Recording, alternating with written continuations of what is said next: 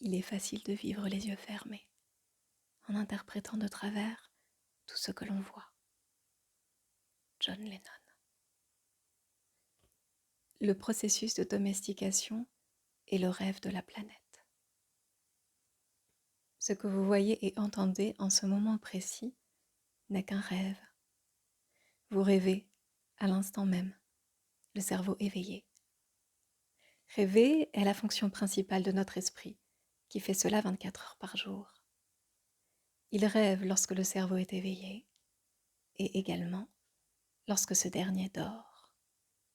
La différence, c'est que durant l'état de veille, le cadre de référence matérielle nous fait percevoir les choses de façon linéaire. Lorsque nous nous endormons, nous n'avons plus ce cadre de référence. Aussi, le rêve a-t-il tendance à changer constamment. Avant notre naissance, les humains nous précédant ont créé un grand rêve extérieur que l'on appelle le rêve de la société ou le rêve de la planète. Le rêve de la planète est le rêve collectif résultant des milliards de rêves personnels plus petits qui, ensemble, forment le rêve d'une famille, le rêve d'une communauté, le rêve d'une ville, le rêve d'un pays et finalement le rêve de toute l'humanité. Le rêve de la planète comprend toutes les règles de la société, ses croyances, ses lois, ses religions, ses différentes cultures et modes de vie, ses gouvernements, ses écoles, ses événements sociaux et ses jours fériés. Nous naissons avec la capacité d'apprendre comment rêver, et les humains qui nous précèdent nous apprennent à le faire de la façon dont rêve la société. Le rêve de la planète a tellement de règles que lorsqu'un nouvel être humain naît, on capte son attention et on introduit ces règles dans son esprit. Le rêve de la planète se sert de papa et maman, des écoles et de la religion pour nous enseigner comment rêver. L'attention est la capacité d'être sélectif et de se concentrer exclusivement sur ce que l'on veut percevoir. Nous sommes capables de percevoir des millions de choses simultanément, mais en utilisant notre attention, nous pouvons maintenir ce que nous voulons au premier plan de notre conscience. Les adultes qui nous entouraient lorsque nous étions enfants ont donc capté notre attention et introduit des informations dans nos esprits par la répétition. C'est ainsi que nous avons appris tout ce que nous savons. En nous servant de notre attention, nous avons assimilé toute une réalité, tout un rêve. Nous avons appris comment nous comporter en société, que croire et ne pas croire, ce qui est acceptable et ce qui ne l'est pas, ce qui est bon et ce qui est mauvais, ce qui est beau et ce qui est laid, ce qui est juste et ce qui est faux. Tout était déjà là. Toutes ces connaissances, toutes ces règles, tous ces concepts concernant la façon de se comporter dans le monde existaient avant notre naissance. Lorsque vous alliez à l'école, vous étiez assis sur une petite chaise et votre attention se portait sur ce que le professeur vous enseignait. Lorsque vous alliez à l'église, votre attention se concentrait sur ce que le prêtre ou le pasteur vous disait. La même chose se produisait avec papa et maman, vos frères et vos sœurs. Tous s'efforçaient de capter votre attention. Nous avons également appris à capter l'attention des autres et développer un besoin d'attention qui est devenu très compétitif.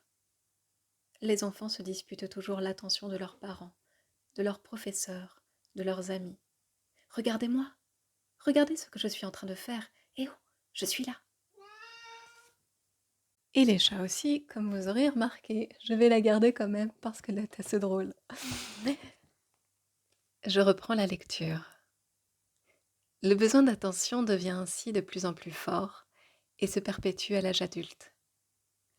Le rêve de la planète capte notre attention et nous enseigne ce que l'on doit croire, à commencer par la langue que nous parlons. Le langage est le code de compréhension et de communication entre êtres humains. Chaque lettre, chaque mot de chaque langue représente un point sur lequel on s'est mis d'accord. On dit que ceci est une page dans un livre. Le mot page est un terme sur lequel on s'est mis d'accord. Une fois que l'on comprend le code, L'attention est captée et il y a transfert d'énergie d'une personne à l'autre. Vous n'avez pas choisi de parler français, vous n'avez pas choisi votre religion, ni vos valeurs morales. Elles étaient déjà là avant que vous ne soyez nés. Nous n'avons jamais eu l'occasion de choisir ce que nous croyons ou non. Nous n'avons pas choisi la plus infime des choses à laquelle nous avons donné notre accord. Nous n'avons même pas choisi notre nom. Enfant, nous n'avons pas eu la possibilité de choisir nos croyances, mais nous avons donné notre accord à l'information qui nous était transmise sur le rêve de la planète. La seule façon de conserver de l'information, c'est d'être d'accord avec elle. Le rêve de la planète peut capter notre attention, mais si nous ne sommes pas d'accord, nous ne retenons pas cette information.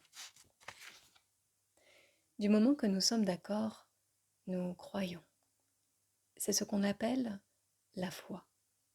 Avoir la foi signifie croire sans condition. Voilà comment on apprend quand on est enfant. Nous croyons tout ce que les adultes nous disent. Nous sommes d'accord avec eux et notre foi est si forte que le système de croyance contrôle tout le rêve de notre vie. Nous n'avons pas choisi ces croyances et nous pouvons même nous rebeller contre elles. Mais nous ne sommes pas assez forts pour réussir cette rébellion.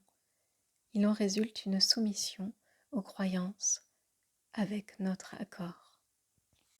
J'appelle cela le processus de domestication des humains. Grâce à cette domestication, on apprend comment vivre et comment rêver. Au cours de notre domestication, l'information du rêve de la planète est transmise à notre rêve interne et construit tout notre système de croyances.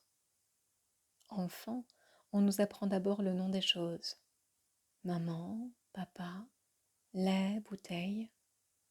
Jour après jour, à la maison, à l'école, à l'église et par la télévision, on nous dit comment vivre, quels sont les comportements acceptables. Le rêve de la planète nous enseigne comment être des humains. Nous avons un concept de ce qu'est la femme et un de ce qu'est l'homme. Et nous apprenons aussi à juger. Nous nous jugeons et nous jugeons les autres, les voisins. Les enfants sont domestiqués comme les chiens, les chats ou tout autre animal.